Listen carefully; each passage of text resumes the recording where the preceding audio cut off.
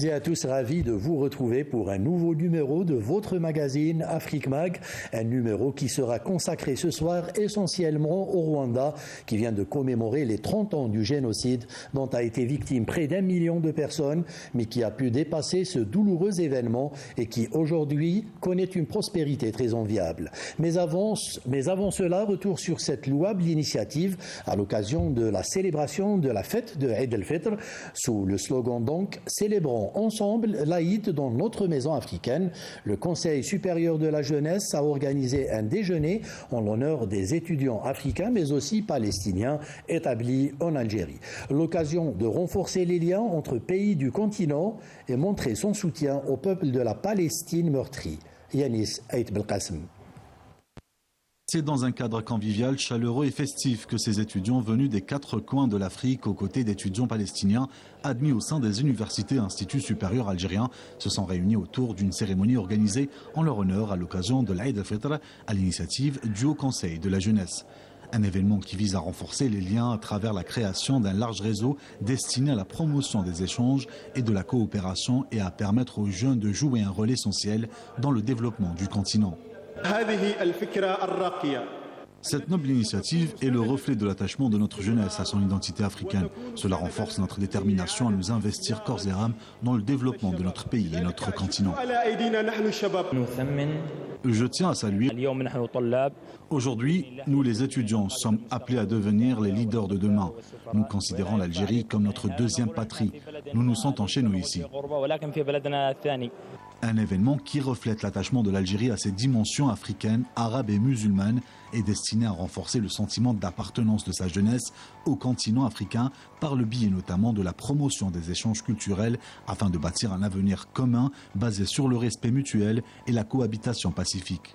Je trouve que c'est une excellente manière pour nous les étudiants africains de se rencontrer et nous sommes vraiment très reconnaissants. Et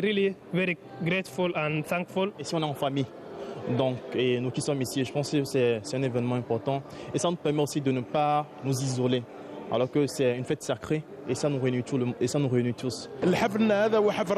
Cette cérémonie symbolique reflète les convictions de l'État algérien en matière de coopération et de renforcement des liens avec les différents pays africains frères.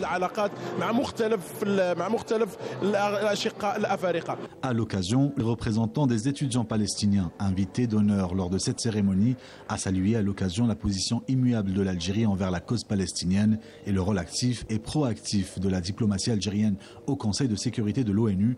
Plusieurs le travail accompli et le rôle joué par le ministère des Affaires étrangères algérien et de la diplomatie algérienne. Nous sommes fiers d'avoir été conviés à cet événement. Nous plaçons notre entière confiance en l'Algérie. L'Algérie a toujours été aux côtés de la Palestine en toutes circonstances. Tous les étudiants palestiniens présents ici sont fiers et heureux de participer à cet événement hautement symbolique pour nous. Les activités ont été concoctées au profit des convives, une visite de Jamaa al-Jazair suivie d'un grand festin. Ils iront demain à la découverte des lieux touristiques que recèle la capitale, suivi d'un déjeuner en leur honneur. Direction la République du Congo où les rideaux se sont refermés sur la 2e édition du Brazzaville International Leadership Youth Forum. Les jeunes venus des 4 coins de l'Afrique et de la diaspora ont durant 3 jours de rencontres échangé autour du thème « L'agriculture et l'innovation au service du développement de l'Afrique ». Piloté par Précieux Edjar Masoueme, président du Brazzaville International Leadership Youth Forum et président du comité d'organisation, cette 2e édition de Believe qui a connu un succès avec pour objectif de mettre en lumière le rôle crucial de la jeunesse africaine dans l'amélioration de la productivité agricole du continent et dans la transformation du secteur agricole. Dans l'ensemble, tout s'est bien passé, notamment par la mobilisation générale de la jeunesse africaine. Vous avez plus de 150 jeunes venus de l'Afrique et du reste du monde qui ont foulé le sol congolais pour, pendant 3 jours, échanger, dialoguer, écouter, partager avec d'autres jeunes. La rencontre de Brazzaville a donné l'occasion à ces jeunes entre أعوذ بالله من الشيطان الرجيم إن الصلاة كانت على المؤمنين كتابا موقوتا صدق الله العظيم.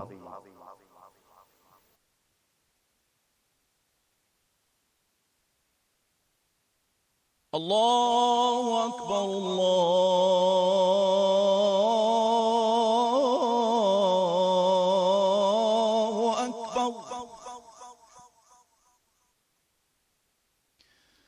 أشهد أن لا إله إلا الله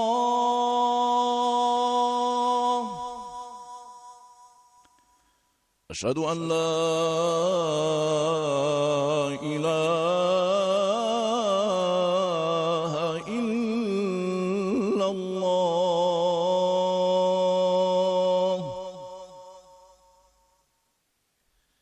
أشهد أن محمدًا رسول الله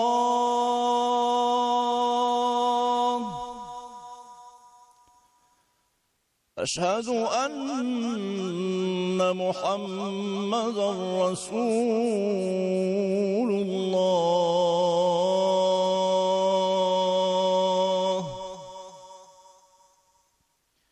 حي على الصلاة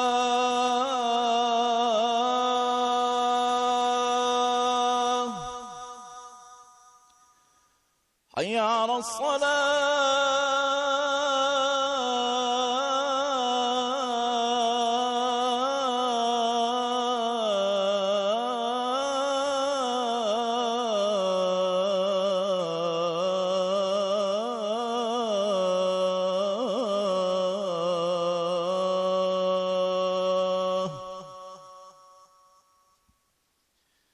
حي على الفلاح حي على الفلاح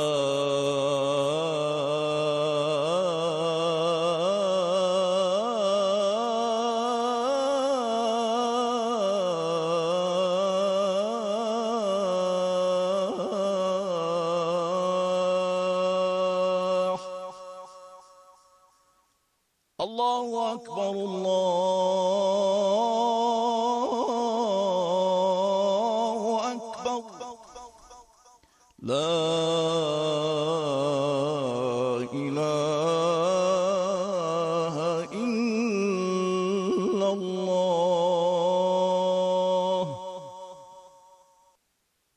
اللهم رب هذه الدعوة التامة والصلاة القائمة آت محمدا الوسيلة والفضيلة وابعثه مقاما محمودا الذي وعده. Entrepreneurs et décideurs de regarder dans la même direction. C'est un point de départ d'une dynamique de la jeunesse africaine qui a décidé de prendre en main son propre destin et celui de l'Afrique. Belief Impact, Belief c'est tout un forum. Nous sommes là, on doit aller au-delà des discours. Le concret, les échanges c'est bien, ça suscite, alors ça ouvre l'esprit, mais au-delà de ça, on est face à une jeunesse qui est en quête d'opportunités.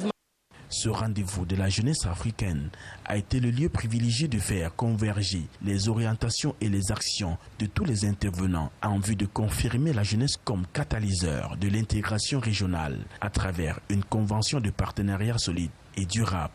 Les échanges riches et fructueux ont permis à ces jeunes d'être édifiés sur le potentiel créatif qu'ils disposent pour le développement de l'Afrique. Nous encourageons ces genres d'initiatives pour nous mettre ensemble entre jeunes et réfléchir sur les questions sensibles et trouver des solutions pratiques. Au thème de cette deuxième édition, des résolutions fortes ont été prises. Question de montrer aux yeux du monde que la jeunesse africaine, à partir de ce forum de Brazzaville, est résolument tournée vers son avenir. C'est la résolution forte de cette année 2024. C'est de la création d'un fonds d'appui à la jeunesse africaine qui sera créé par les jeunes eux-mêmes et abondé par les jeunes et les partenaires techniques et financiers qui voudront bien accompagner, parce que ce fonds a pour vocation d'aider et d'accompagner les jeunes qui sont en quête de financement pour leurs projets. Rendez-vous pris en 2025 pour la 3e édition de cet événement qui valorise le potentiel de la jeunesse et son apport au développement du continent. Côte d'Ivoire à présent, et cette annonce de l'Union européenne et la coopération allemande gisent de vouloir investir 5 milliards de francs CFA dans un projet de transition agricole à bas carbone à travers le projet BG Green et Agri, DG Green plutôt et Agri. À cet effet, une convention a été conclue afin d'accompagner la transformation numérique des startups dans les secteurs agricoles ivoiriens en pleine croissance. L'Union européenne, la GIZ et Orange Côte d'Ivoire, à travers la signature de cet accord de plus de 5 milliards de francs CFA, vont mettre en œuvre le projet DigiGreen et Agri. Ça va être l'émergence de start-up dans le secteur du cacao. Donc ça veut dire permettre de former, de développer une centaine de start-up et d'investir dans ces start-up. Ces start-up peuvent avoir des solutions de toutes sortes. Elles peuvent avoir des applications pour optimiser les récoltes, elles peuvent avoir des drones, elles peuvent avoir des solutions par exemple contre le soil and shoot qui sont entre guillemets les virus qui peuvent attaquer les fèves, etc. S'appuyer sur la big data ou les données ou l'intelligence artificielle. Investir dans le développement du numérique et la recherche de solutions pour une agriculture durable, mais également lutter contre les effets du changement climatique. Ce sont autant de chantiers sur lesquels l'UE et ses partenaires veulent agir. En favorisant des solutions innovantes qui vont créer de l'emploi et essentiellement de l'emploi pour les jeunes, en favorisant le développement de start-up, l'Union européenne peut s'engager dans un partenariat avec le gouvernement et avec l'Allemagne et la GIZ pour démontrer son appui à l'ensemble de la population ivoirienne. DigiGreen et Agri, c'est accompagner les jeunes porteurs de projets dans le domaine du digital pour proposer des solutions innovantes aux producteurs nationaux.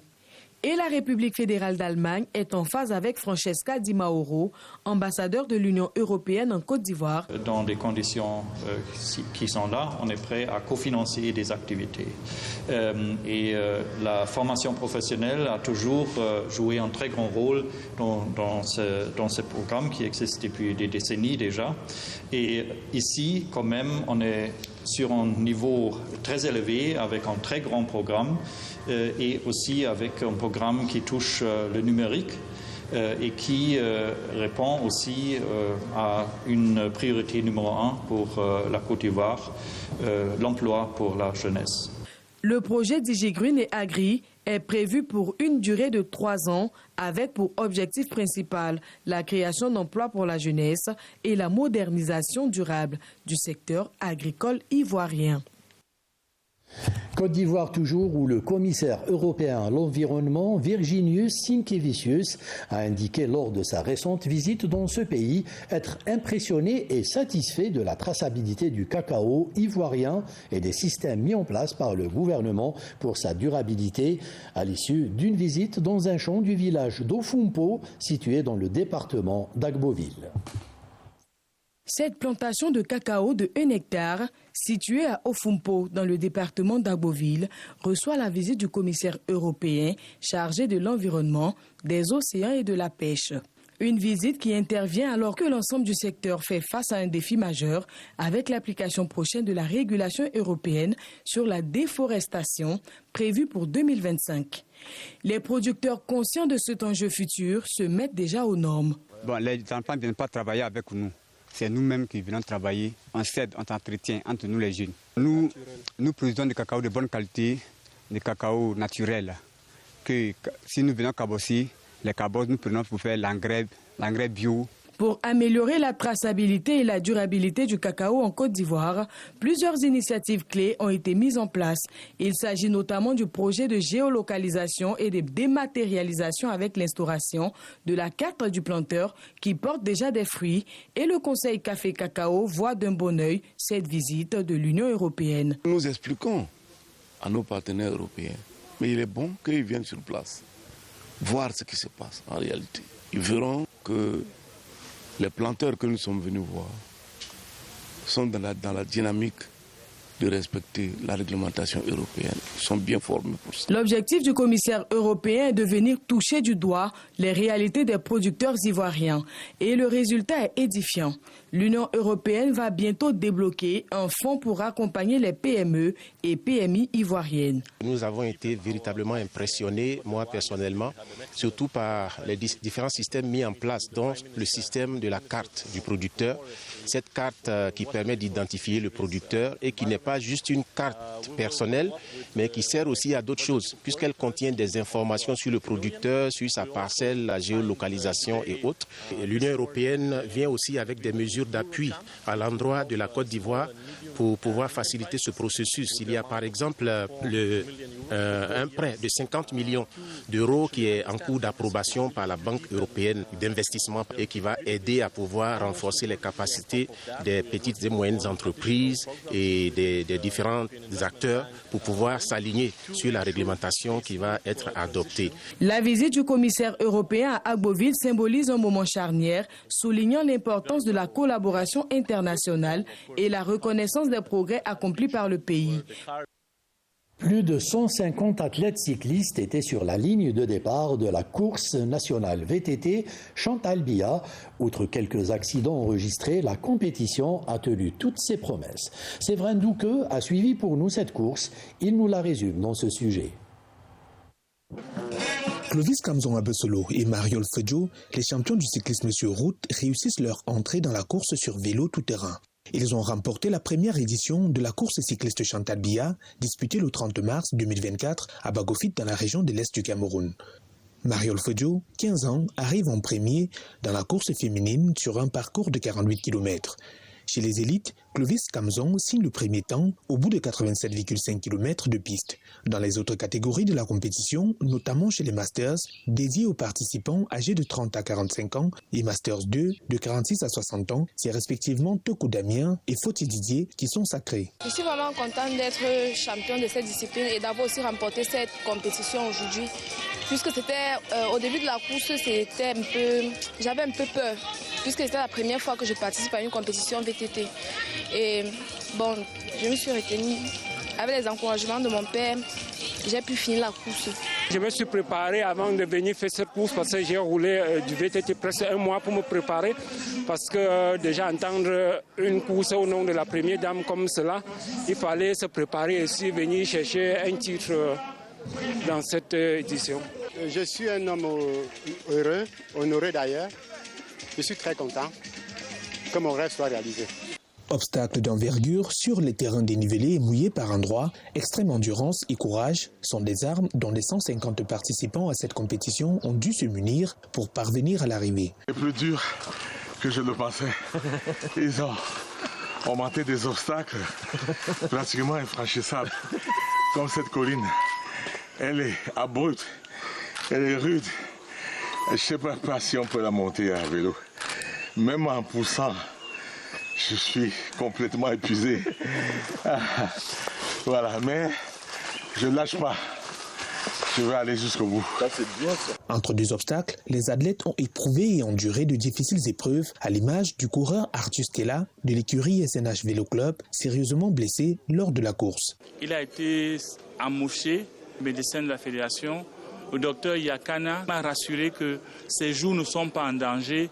La course VTT Chantal-Biya aspire à s'internationaliser. De l'avis de l'instance fêtière du cyclisme au Cameroun, l'ambition est d'améliorer toujours les conditions d'organisation et de déroulement de cette compétition pour, in fine, espérer obtenir de l'UCI, l'Union cycliste internationale, l'organisation d'un mondial de VTT sur le circuit de Bagofit d'ici 2026. Mais avant, la deuxième édition de la course VTT Chantal-Biya est prévue le 7 décembre 2024. Nous arrivons comme promis au chapitre consacré au Rwanda, ce pays qui a lancé il y a quelques jours les activités de la 30e commémoration du génocide des Tutsis. Les dirigeants qui ont participé à cette cérémonie ont estimé que le monde devait tirer une leçon de ce génocide et faire en sorte qu'une telle tragédie ne se reproduise plus.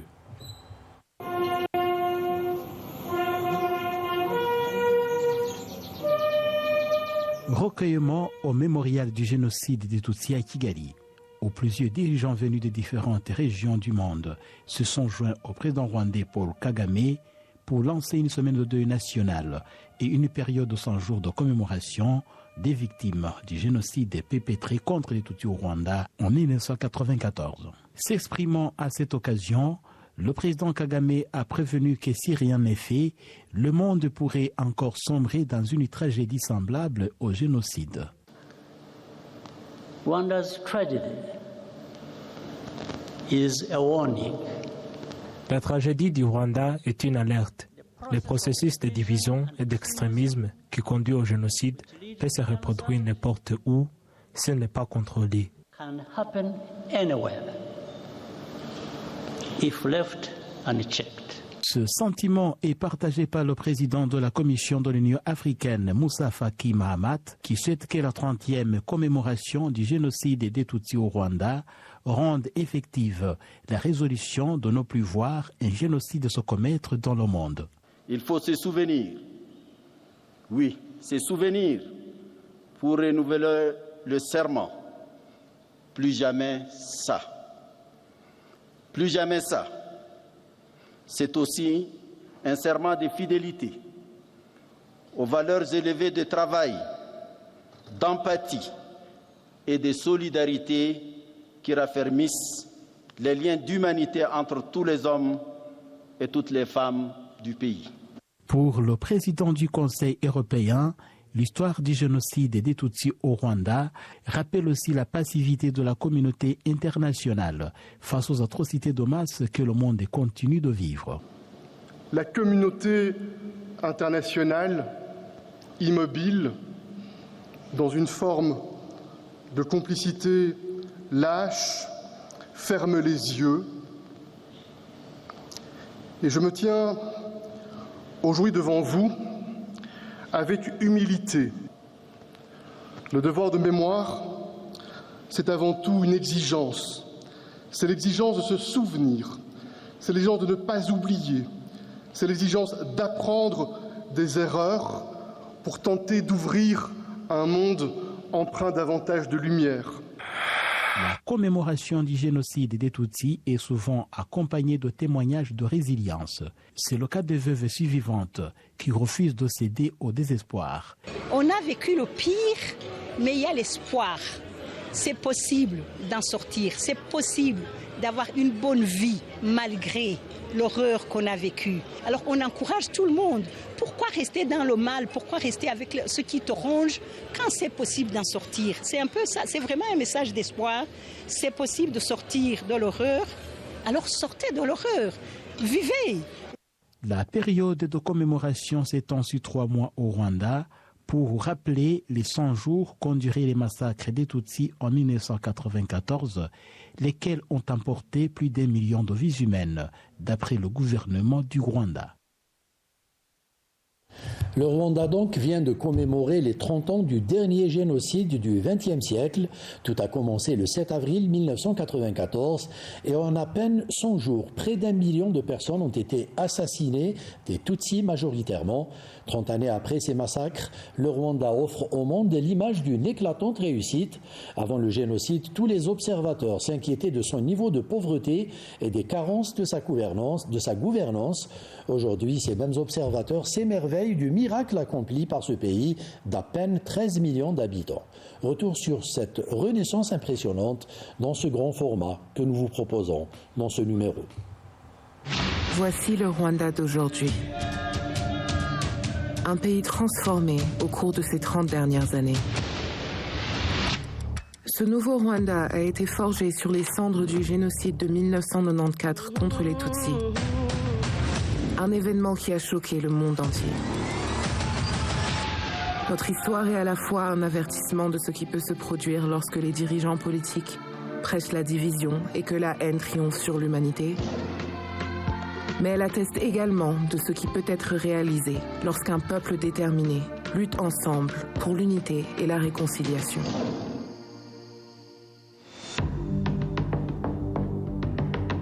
Ce nouveau Rwanda a été forgé sur les cendres du génocide de 1994 contre les Tutsis. Un événement qui a choqué le monde entier. Notre histoire est à la fois un avertissement de ce qui peut se produire lorsque les dirigeants politiques prêchent la division et que la haine triomphe sur l'humanité, mais elle atteste également de ce qui peut être réalisé lorsqu'un peuple déterminé. Voici notre voyage, raconté par ceux qui l'ont effectué ensemble, passant de la détresse à l'espoir.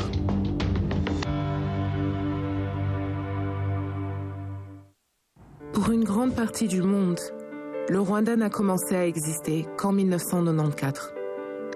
Mais notre histoire commence bien avant. Avant le colonialisme, les Rwandais avaient une culture riche, une seule langue, et le peuple était uni autour de sa propre forme de gouvernance organique. Cela a changé lorsque les puissances coloniales ont choisi de contrôler les Rwandais en fonction de leur appartenance ethnique, créant ainsi des divisions et des conflits là où il n'y en avait pas auparavant. Cette division s'est transformée en haine et en violence, culminant avec le génocide contre les Tutsis, où plus d'1 million de personnes ont été assassinées en 100 jours. interahamwe zirirukanka bambaye amashara zaba zifite ubuhiri zifite imipanga aho mu isoko zibyina nta ukanda burende bahiga abatutsi mbese mu buryo bukomeye. Maze kubona bikomeye abantu batwika abantu barya inka abantu batemagurana za bariyeri bazishyizeho yewe n'abana na madamu tujya kwa databukwe bari bafite imbaraga nyinshi. Abo bana rero bahamaze iminsi mike hanyuma musaza wa madamu se wabo uvindimwe na se n'abandi b'abavandimwe babo nibo bafashe iya mbere nta wundi wivanzemo babajyana muri Nyabarongo barabaheka baragenda babata muri Nyabarongo barangije barataha. Muri jenoside 94 banyiciye imiryango yanjye mu bana 9 nabyaye hasigayemo utwana 2. Abana ba Mariya 2 n'umugabo wa Mariya abo bose badusanze kuri bariyeri twe turagera kubica. Abagabo bacu babazamuye mu ngo bababwira ngo tugende tujye kwirinda ariko bo bazi ikigiye kuvamo. Bahera ku mugabo wanjye kuko bari kuri liste bahita bamutsinda aho ngaho haruguru y'urugo gato barabarashe bamurashe amasasu umwe aravuga ngo nuyusha mbaye hanuyu. Ce génocide a été planifié de longue date par le gouvernement de l'époque, qui a utilisé l'éducation et les médias pour diviser les Rwandais, créant ainsi les conditions nécessaires à la réalisation du génocide. La préparation du génocide et les 100 jours de tuerie se sont déroulés au vu et au su du monde entier, qui a observé sans rien faire. Personne n'est venu au secours du Rwanda. Les tueries n'ont cessé que lorsque le Front patriotique rwandais a renversé le gouvernement génocidaire. À partir de ce moment-là, les Rwandais ont entamé le long et difficile chemin du rétablissement, de la guérison et de la réconciliation. Mu mwaka wa 2004 nibwo nafashe icyemezo cyo gusaba imbabazi Mariya. Mfati umwanzuro numvaga nti se wenda yaba ntari namusanzeyo kuko numvaga mfite ubwoba. Nkongera nkavuga nti se ubundi amaherezo yazaba yahe.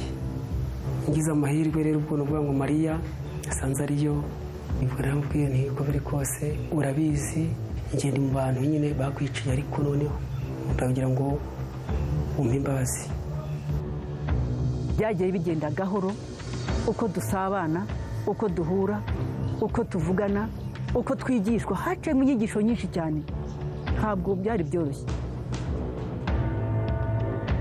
Hari ahantu neza nemereye neza ko iyi imbabazi yazimpaye narangiye ngira ku isantere ahantu bambonye Mariya naramuhamagaye turasangira mbona aremeye turasangira muri njye uwo munsi muri serivisi nafunguwe no serivisi muri gereza.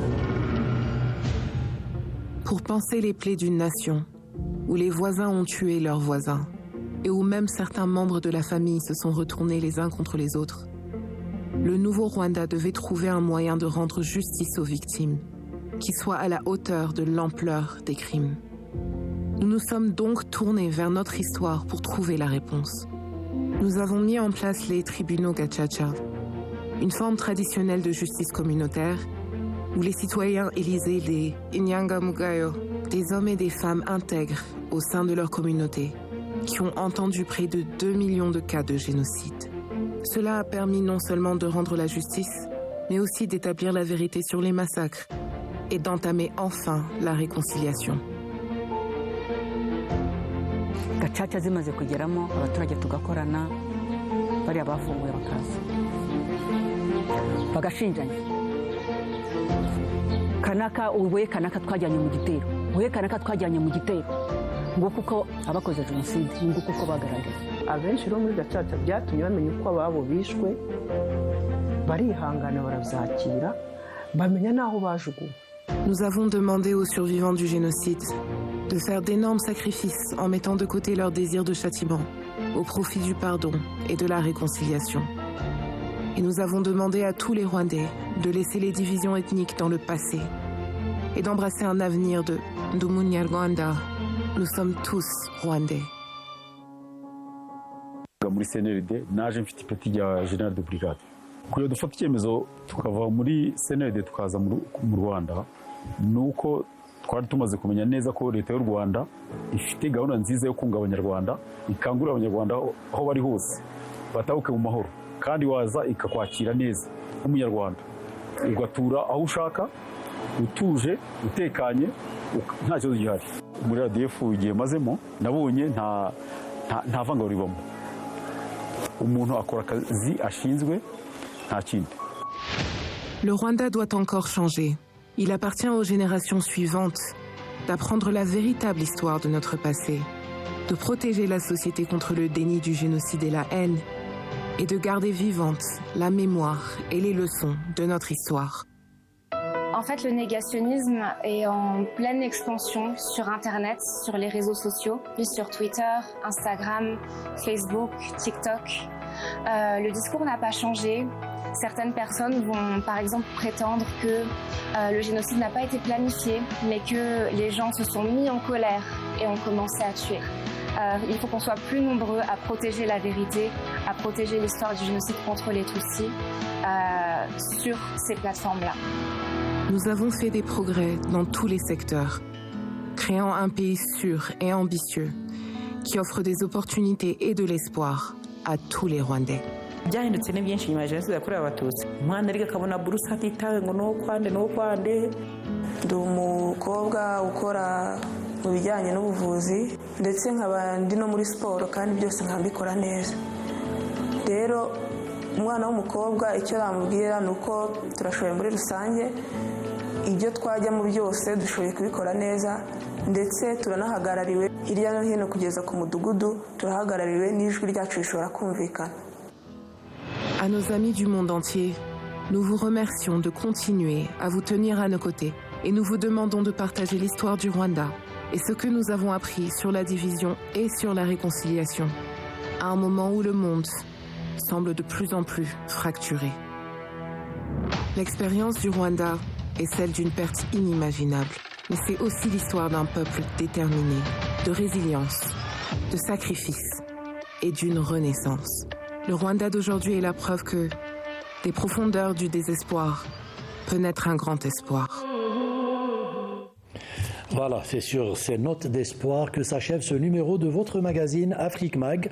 Merci à tous nos amis techniciens du Studio 2 et surtout merci à vous, chers téléspectateurs, de votre fidélité. Excellente soirée. Salam.